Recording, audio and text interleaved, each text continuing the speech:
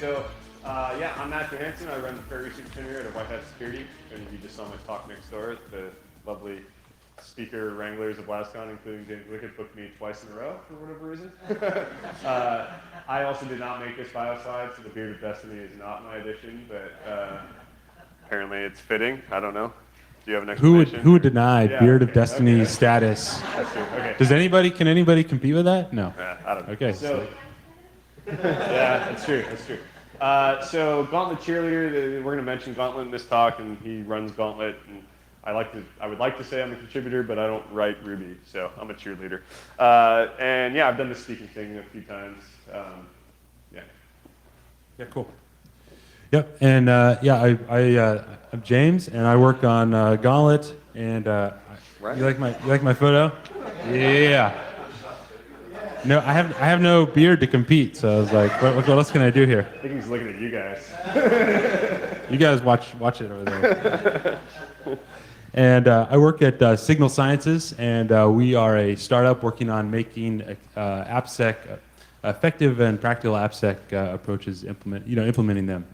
I said that completely wrong, but you got it. I should just read the slide. We're making AppSec effective and practical. So it sounds good, right? And very mysterious. And if you want to find out more, we have our website, and you can just click in there and give us your email address, and you will be mysteriously contacted about that. So, but we want to find out real quick, like, where are people in the audience coming from? Like, what do you do? Are you on the cloud? Are you using kind of bare metal?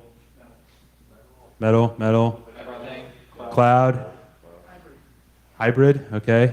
Who's like all cloud? Yes. All right.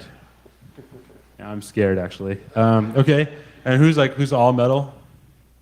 Okay. And so pretty much everybody else is like a good mix, right? It's like we had some stuff, and then we're like, oh, this cloud thing sounds great. Now, do people mention the word DevOps in your organization? Yep. Okay, about half. Do people mention Agile? Do people talk? I'm not saying you actually have to be Agile or DevOps. That's a whole bag of worms, right? That we don't want to open. Yeah, I don't know yet. We were up too late last night. Bowling, and okay. And okay, what about how do you guys get code to production? Is that like a 1 week process, daily, monthly? Monthly or more, okay. Weekly or so, okay. Daily, lots of times a day, okay. Great. All cloud, all daily. That's right. Conda's keeping it real back there. All right, great. And then, okay, how do you do security testing? Do you do security testing kind of like after it's been deployed, or do you do it kind of somewhere in the pipeline or in the mix? So if you're early on, raise your hand, like if you're kind of considered early in the pipeline, okay?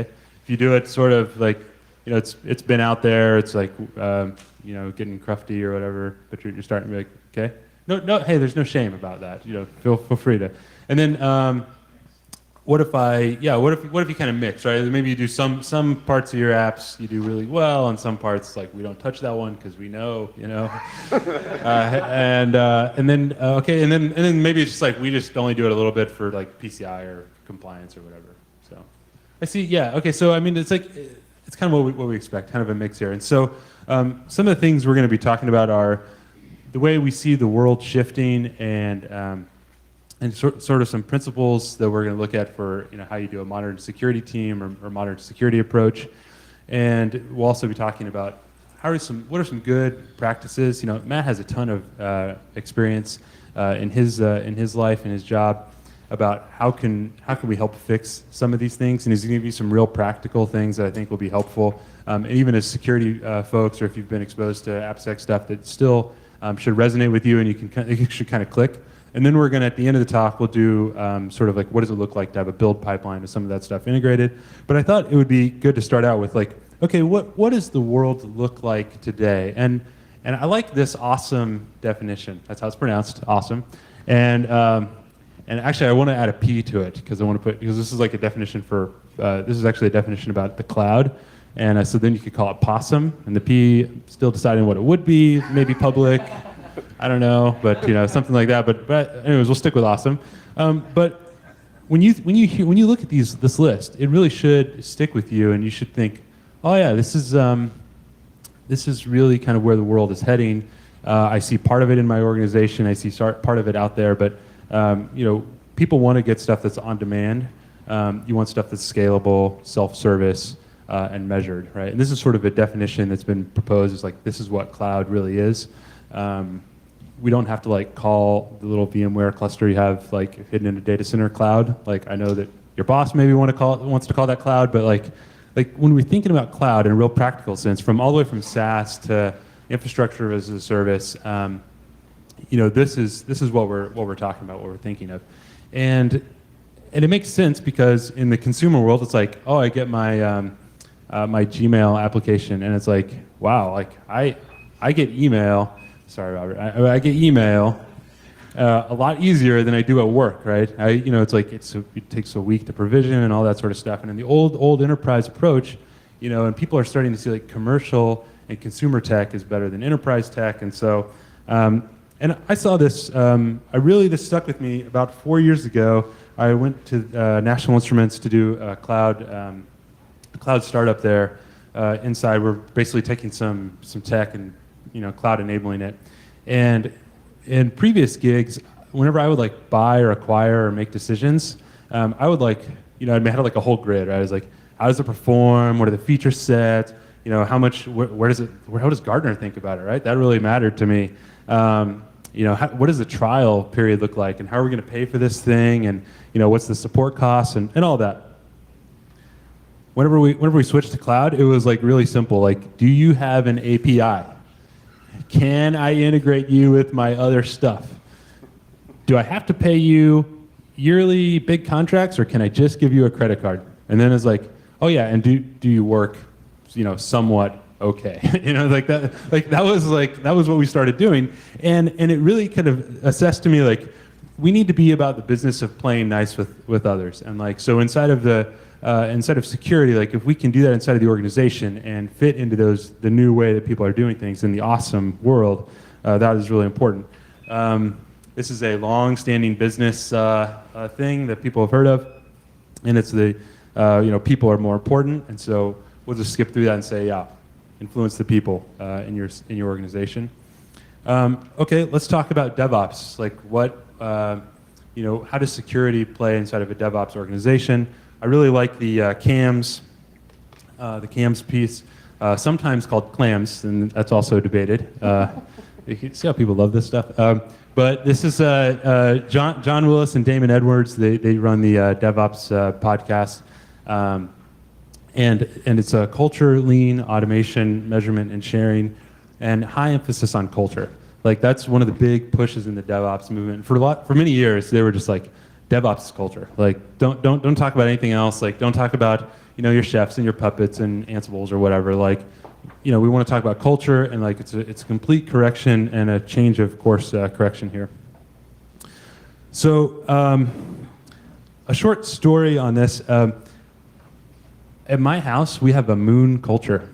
My daughter is 2.5 years old, and she knows the difference between a crescent moon, a full moon, and a half moon. We go on walks, and like it's kind of dusk, and there's the moon. She's like, the moon, and I'm like, yeah. It's like she's really excited about it. We start telling stories about the moon. So I have a little story I tell her, and it's like, we're gonna build a rocket ship, and then you're gonna fly up to the moon. And it was really cute. One day, she was like, she saw the moon. She says, I want to go to there, And I was like, it's like that warmed my heart, right? As a dad, I was like, well, math and science very important,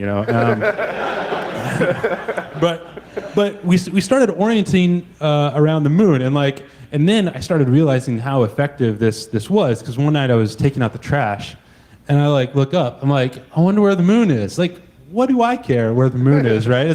But it's like, oh, then I could tell Lydia where it is, and we could have a moment. I downloaded an app to tell me the phases of the moon, and so I could be like, yes, honey, it's a waxing gibbous moon tonight, and stuff like that, right?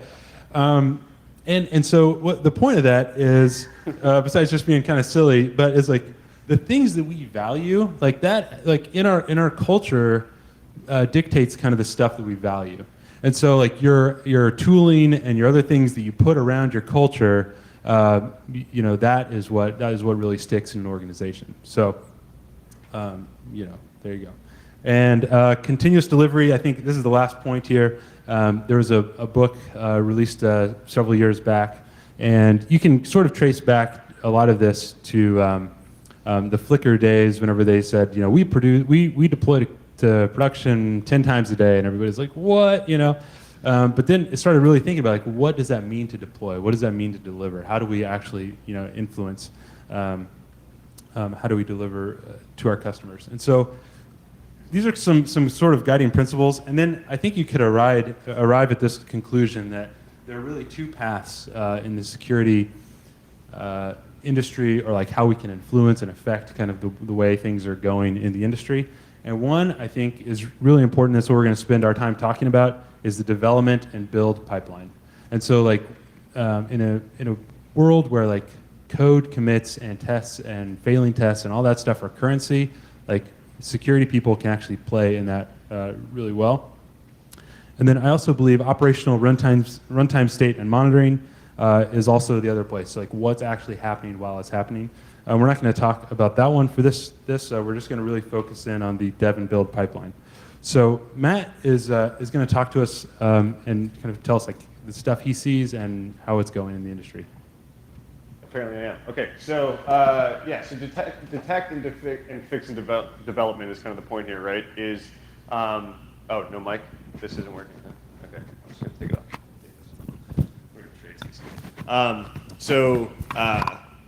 When we kind of asked earlier where you do your security testing, this is kind of where this falls in, right? Okay, so do you do your security testing as you're writing code? Are you doing static code analysis?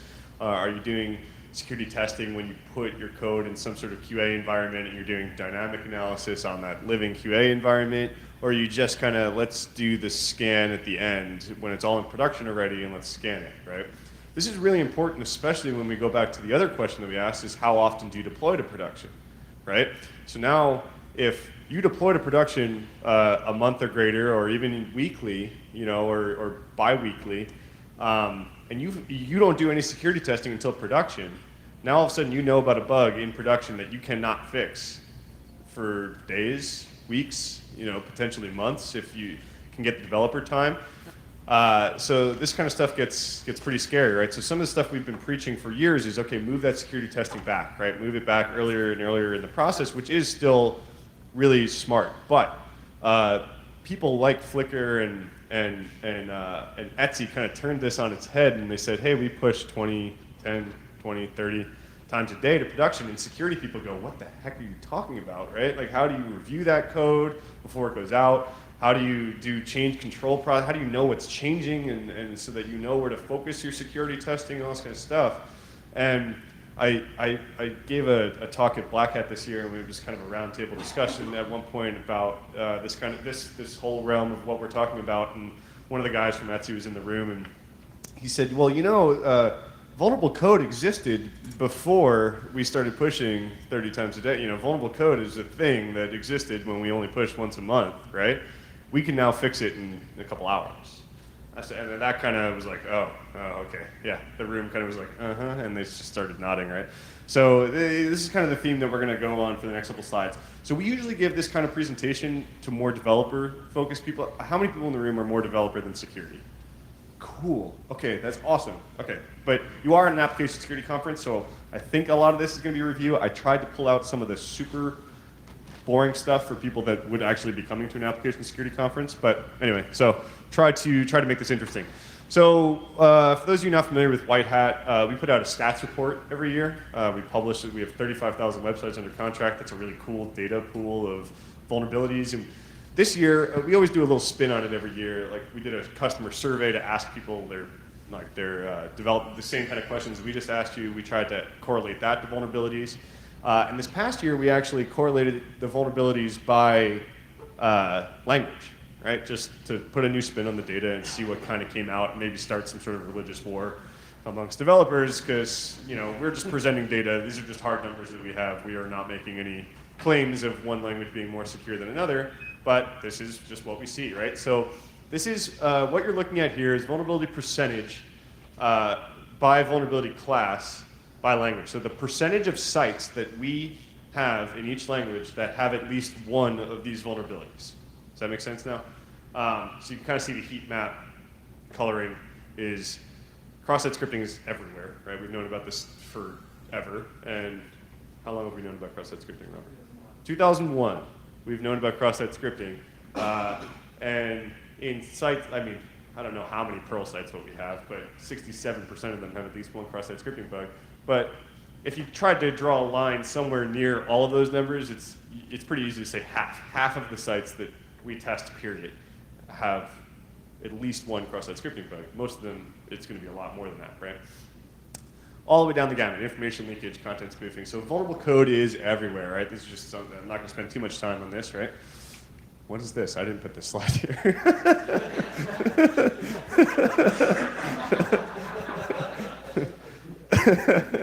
You're throwing curveballs at me from 10 minutes ago. Okay, so I ripped out a lot of the what is cross-site scripting. I hope that you guys, you're out at an application security conference. I hope you know what it is, at least in general terms, and why it's bad, right? But still, I find that how to fix cross-site scripting still kind of resonates with a lot of developers. I saw all your hands go up. That's really good, right? So something we've been preaching for quite a while is input sanitization, right? And that's great. That's phenomenal. Okay, it's not a terrible way to do it, right? There are better ways to do it because input sanitizations usually means blacklists, right? Usually means if you see this special character, don't allow it, or something like that, right? If you see this string that kind of looks like cross-site scripting, block it, right? This is the worst cat and mouse game ever. We see it all the time where certain clients of ours just insist on doing blacklists, and all it is we just, break it again and break it again and break, okay, we're gonna encode this way, we're gonna encode that way. When you implement a blacklist, you have to be smarter than the attacker all the time as the defender, right? You have to be on top of every new technique that comes out, every new browser version. You need to see how it handles input to update your blacklist. That's a gigantic task, right? I don't want it. Whitelists are way better, right? Hey, here's this input. It only ever should have letters or numbers, okay? Just don't allow anything else, period, done, right? If you want to allow special characters, you still should disallow a significant amount of them, right? The whitelist is just way better, of a global strategy on XSS than blacklisting. But even better is output encoding, right? So how many of you are familiar with output encoding? Cool, I'm gonna skip right past it, right? This becomes this, and we're all golden. SQL injection. We kind of left some of the basic stuff in here because it's just kind of cool to remind ourselves of how prevalent it still is. Robert, how long have we known about SQL injection? 98, Christmas Day, 1998. Still everywhere, still really bad. You all are kind of familiar with this. I stole Jim Manico's password. If any of you are familiar with Jim Manico's presentation, he always gives out his password. I don't know why, right? It's silly. But just really basic, what SQL injection looks like. This is kind of like our first interview question if you're coming to try to work at White Hat. It's like, here's select star from users, where username is Matt, password is Fluffy Bunny, and you can just kind of edit the SQL query from there, right? The SQL query becomes or 1 = 1, and you're in. And of course, we have to do the obligatory XKCD comic when we talk about SQL injection of little Bobby tables. This resonates really well with people that haven't seen it before, but I'm assuming most of you have. Okay, so how do I fix it? Parameterized queries. This is king here. There's really no argument about it. It's not, blacklisting, whitelisting. I mean, you could input sanitize. Like, there are people that try to fix SQL injection by not allowing SQL-type queries in the input, which is okay, but again, you're fighting the battle of what is SQL injection and maintaining that, when this is way easier. Parameterized queries. For those of you who write PHP, this is what a parameterized query looks like in PHP. So this looks familiar to some people. Cool. Instead of just taking the user input and throwing it directly into a SQL query, you're parameterizing it first so that no matter what that input is, it's not going to affect the SQL query, period. That's the gist of it. This is the syntax for PHP and Java, right? The only difference here is, Java uses these question mark placeholders and PHP does the little colon trick. Cool, look familiar, makes sense to everyone. Parameterized queries, not too new. Okay, cool. So cross-site request forwarding, also absolutely everywhere. We see it constantly. We've known about it for a very long time. We know how to fix it. It's actually really easy to fix. This happens, I think this happens twice a year. I feel like this same exact headline shows up every 6 months, usually in Brazil for some reason. And I think this was Brazil, I can't remember, but the routers are just awful at protecting and stuff. It's like, oh, well, it's not available on the internet, so whatever, right? We don't need to worry about cross-site scripting and CSRF. And every year, we find a way to CSRF, oh, we changed your router password, we flashed the firmware, and we're just perma-owning your entire network, right? And this happens all the time. For those of you who don't know what that attack looks like, for the router attack, you visit some malicious website. The JavaScript on that website can force your browser to make a request to your router, right? Since people on the internet can't make a request to your router, but you can. Force your browser to make a request to that router and do all sorts of nasty stuff, right? Change the name servers, you can flash the firmware. I think every year at Black Hat, some new thing that someone did to a router via CSRF is a talk, right? How do you fix it? Anyone? What's the easiest way to fix CSRF? Not? Okay, I knew you were all going to say tokens. Well, okay, you're right, it's tokens, but there is an easier fix to the CSRF that most people probably don't even realize is a fix to CSRF in one particular situation of CSRF, and it's this. Right, so your change password page, right? If it just asks you for your password, if I force your browser to just make that request, I just changed your password, right? You don't need to tokenize this, you just ask for the old password. This is actually a CSRF protection, right? Little nugget of truth, right? Okay, tokens, yeah, you all said tokens. Really super easy, everyone knows what this is. If you watched my last talk, I showed you a few different ways that people are stealing CSRF tokens, and this is why they're stealing them. For those of you not familiar, a CSRF token is you add some random, giant, unguessable string that is not known to the attacker so that they cannot force a legitimate request from your browser to actually do some CSRF. Make sense? Again, just a reminder, this stuff, so these things that I just showed you is just unbelievably everywhere. And this is kind of, we're going to get back into developer land here. It gets fixed really slowly, right? So this is, what this chart is average days open per vulnerability, per language. Ruby is hard. We don't have a giant sample size for Ruby, and so that's why that kind of goes away. So Ruby's a cool hip startup language, and they usually can't afford high-end web scanning. And metrics, right? So Ruby's kind of our outlier that yeah, we put it on there because we do have some with some cross-site scripting and stuff, but the rest of them we just didn't find enough vulns to show that. Okay, so HTTP response splitting in ASP is actually one of those outliers that's like vuln by default, incredibly hard to fix in ASP Classic. It's kind of silly, right? But on average here, you see triple digits all across the board that these vulns are open for. Just another cool data visualization of how long these vulns are open per language. I'm going over my time, as usual. If ever. So this is just open. So that was time to fix if they ever got fixed. This is just remediation percentage, right? So this is the percentage of times it's ever even remediated, period. So blue is bad, I think. Oh, no, blue is good. So 100% of the time, some of these, right, in certain languages, and then red is bad. So you're still seeing, from the time that a site came under contract with us till present day, they only fixed 79% of the cross-site scripting that we told them about, type of thing, right? If that starts to make sense, per language. Cool. So these vulns are everywhere. They're always, our step 10 slide, I'm going to blow past at an OWASP conference. There you go. Cool. All right, so now we talked about what does it look like to have a build pipeline, and how do we put all that together? Hey, does anybody have laptops and they want to actually set up a build pipeline? You don't have to come to the front or anything, but I was wondering, we have some. We usually do this as a workshop. Yeah, we usually do it as a workshop. We could do it kind of workshop. Or we do it as a demo. Doesn't matter. Do a little bit of both. People are like, I don't bring my laptop to here. I don't trust my fellow attendees. All right, well, it's all right. We'll do a little bit of a demo, but the whole idea is that what you could do if you wanted to, and maybe I'll make it available, or I'll kind of help you if you're following along. But you can we have a repo in GitHub. You can fork the repo. You can set up the Travis build for it, and within just a few minutes, you'll have your own build pipeline with a running website. We used Matt Konda's triage application. It's a Ruby on Rails application that we stood up for it. and then we run some gauntlet attacks against it, running different type of stuff. And we'll actually go through that. I'll click through it, and you can, if you like want to do it later, you can. But I think it's a reason why we're going through this, and we want to talk through it, is because a lot of times in organizations, well, here, how about this? Like, who uses Jenkins? Yeah, Travis. Anybody use Travis? Familiar with Travis?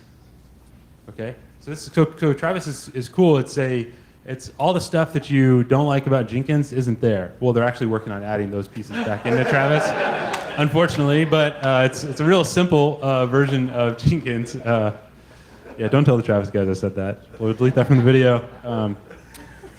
Anyways, but before we get into that, like let's talk about like what is going to be the test runner, and our test runner is going to be Gauntlet. Gauntlet, if who's heard of Gauntlet? yeah, people familiar with Gauntlet. Cool. Okay. All right. So yeah, we'll do a little bit of how it works, and then we'll get through it. And you can actually see the code and how it all pieces together. I think that's probably the most helpful part. Okay. So it's built on top of Cucumber, really just as an extension on top of Cucumber. The important parts about Gauntlet is it comes with pre-canned steps. So one big knock against Cucumber is that you can like write one step like 20 different ways, and you can have a lot of overlap. Right now, Gauntlet doesn't let you bring your own steps. You actually have to use the pre-canned steps that they have, or that we have in it. And some people like that, some people don't. But it helps you avoid that kind of nightmare Cucumber scenario where you have like, if you've had to deal with it, you've seen that before. And Gauntlet doesn't install any tools. It's not a package manager. Doesn't do anything like that. So you have to already have that stuff built up around it. It tries to be a good citizen of the continuous integration and continuous deployment pipeline. So with clean exit statuses, and make sure that it handles all that properly.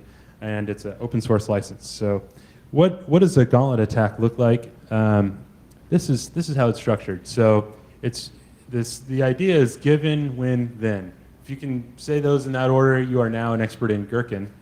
Which is the language that Cucumber uses for this, but it's the same thing for Gauntlet. But there is the idea of a feature, or like kind of the big main story that you're testing, and then individual scenarios. Now that stuff that's run up at the top where it says background, that gets run each time before each scenario. So each scenario kind of operates in its own independent environment, and every time it's going to make sure that like nmap is still installed and everything's all set up for it.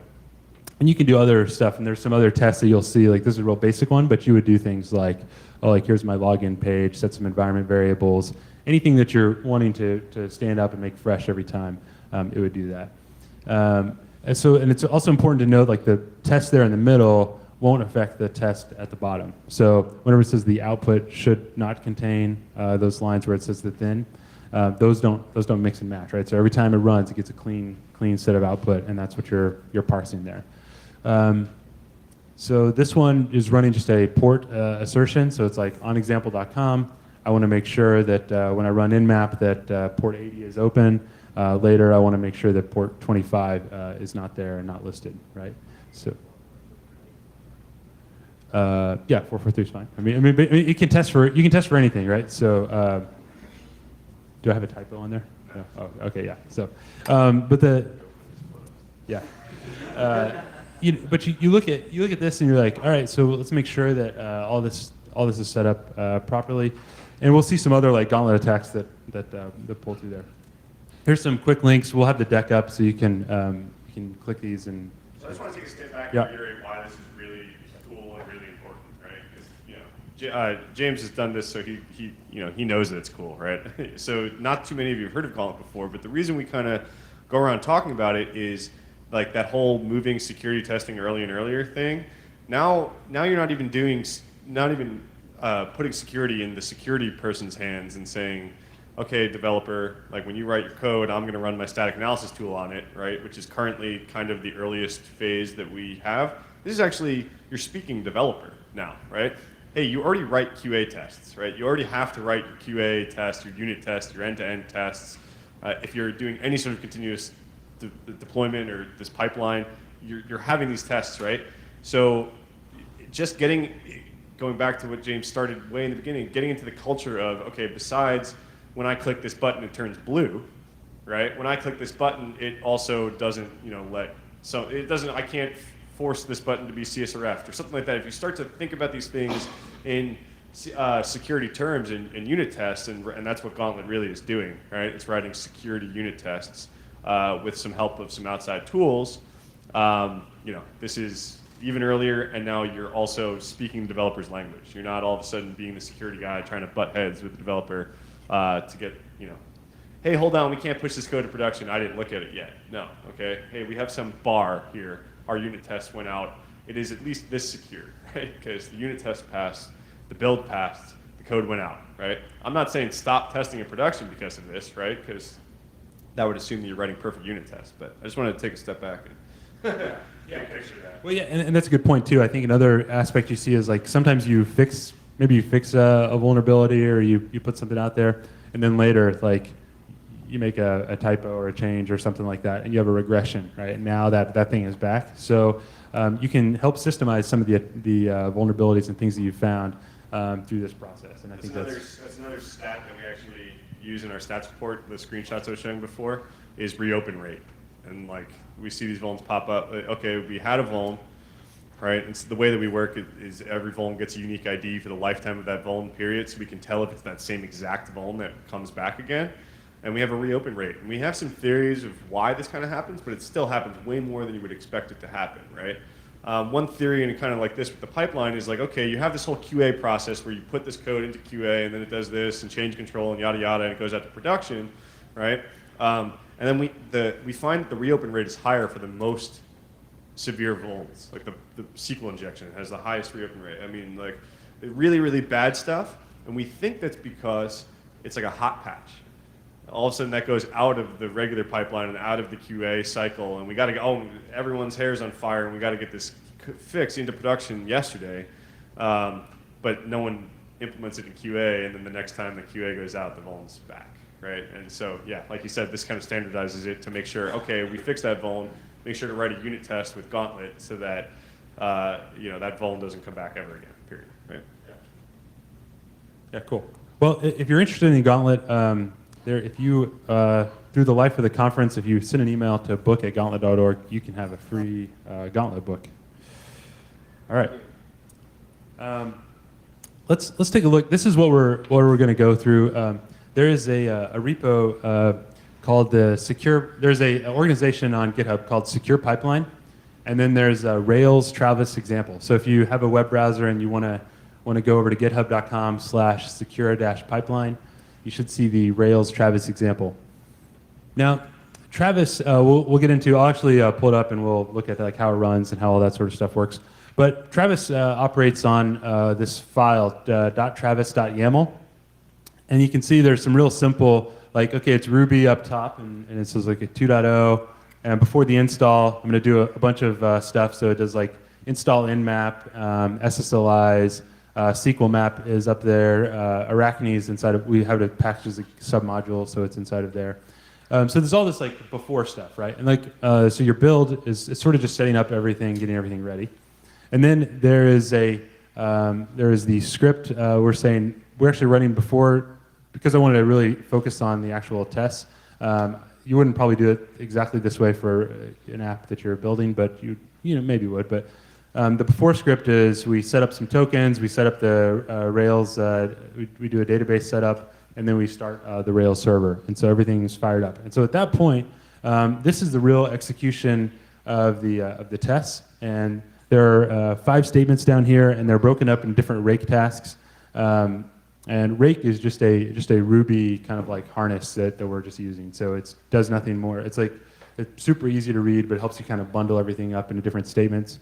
And you can see there's different ones down here. One's called network attack, SSL attack, cross-site scripting, information leakage, and SQL injection. So we'll take a look at a couple of those. This clarifies a little bit on some of this, but you see the setup pieces, and there's we'll look at these two right here, the information leakage one. I don't think we'll look at SQL injection, but just probably that one. So for this one, if you notice, there's 3 different attacks, and you can see there's Gauntlet on the left-hand side, and then it's kind of a path, but it says email leakage.attack, backdoors.attack, and derby.attack. So The email one is, sometimes people will crawl your website and grab all the emails of users or that they know of, and they'll make a fuzz list off of that. And so you can say, well, anything that contains my domain name, like don't let that be out there, right? And I want to block that. Backdoors is like, has somebody put something in like some sort of PHP or some sort of executable backdoor in your system that's well known. It's not completely likely, but if it goes off, you really want to know that, right? It's like that's like one of those ones is like it will probably never go off until it does, and then you're like, oh crap. So here's what the email one looks like, and we're doing some of this, set up a profile, and so inside of Travis, that whole thing is starting up on Rails on port 3000. So we're looking at localhost port 3000. So this is all contained. Travis has its own build box that it sets up, does all the pre-configuration, and then now it says, I want to launch an Arachne attack, and I want to look at the module's emails. And then the output should not match whatever your domain is, right? And you could parse this in any sort of way. There's lots of like regex availability for you there. And that makes it real simple for you to look at. All right, and oh yeah, there's that piece. See, I got ahead of myself there. Here's the backdoors attack, and then this is a SQL injection attack. So this is showing, I think something that's really interesting about how we use Gauntlet and how we work with Gauntlet is like this right here. This is not speaking the language of developers, right? Why? Because this is really confusing, and this is like a SQL. This is a SQL map, mad science that like the security person knows. But you know what? Like what is speaking language of developers? Like this whole file, right? Because it's like I don't know what this is, but I've been told that like this is bad, this fails. Like now I know I got a problem, and it can be taken that way. So we're sort of like taking that knowledge that's been kind of hidden away in the information security, application security silo, and we're systemizing and making it available to everybody else in the organization. Okay, let's do a demo, and let's try some things here. Did you sacrifice the demo for the demo guys to go this morning? No, I'm like dependent on Wi-Fi. I'm like worst possible demo. I'm dependent on Wi-Fi. So, you must have a video backup or something, right? I have no idea. All right, so this is our application. This is stood up just on our local. Oh. Let's see. Slide over, just grab it, slide it over for a second screen.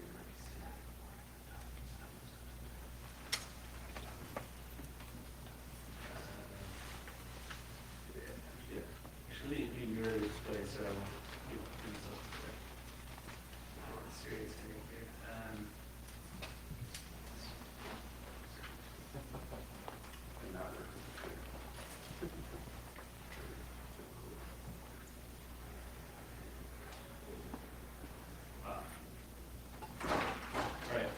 Can you see this okay? Your toolbars go in the way. Your document. Is that pretty good? Okay, cool, thanks. All right, so so this is the application, and it's running just on my local machine. You can see it's pretty simple. This has cross-site scripting and other problems with it, but we're just kind of standing it up as an example. Like here's a Rails app we want to take a look at. If you go to this repo in GitHub, you can come down here and you can just say, I'd like to fork the repo. Notice we had 177 people fork it. It's pretty amazing. So we're pretty excited about that. So let's try to get to 200. But what you can do is, you can see right down here this little button. It says build passive. Let's click over there.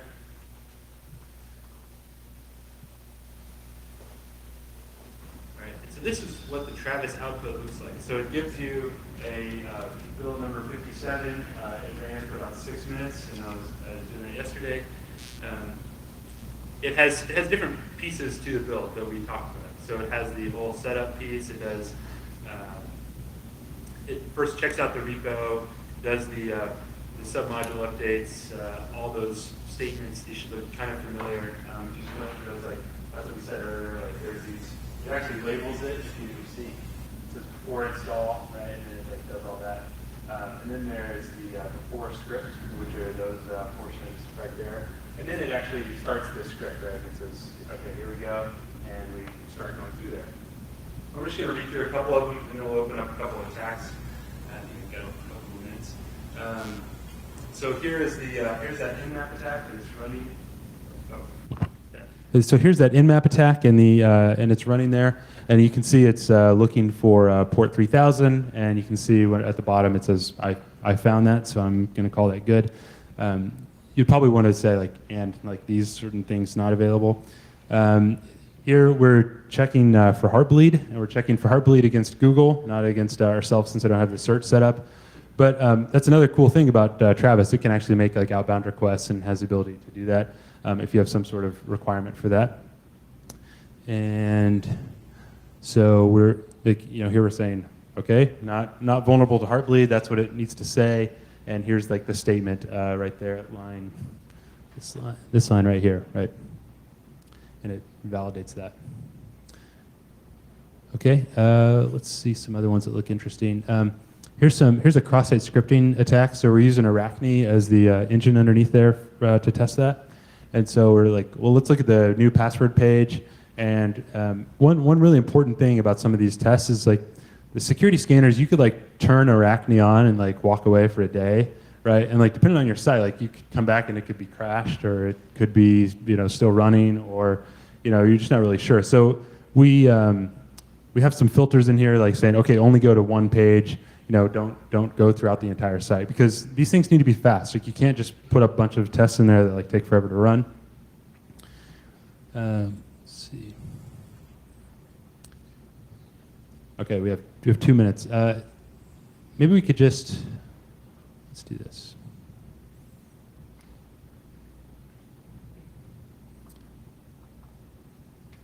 So the rake file inside of the repo. So as you kind of look at through, you're like, well, here's the attacks, and let's pop open another one of the attacks to just take a look at it real quick.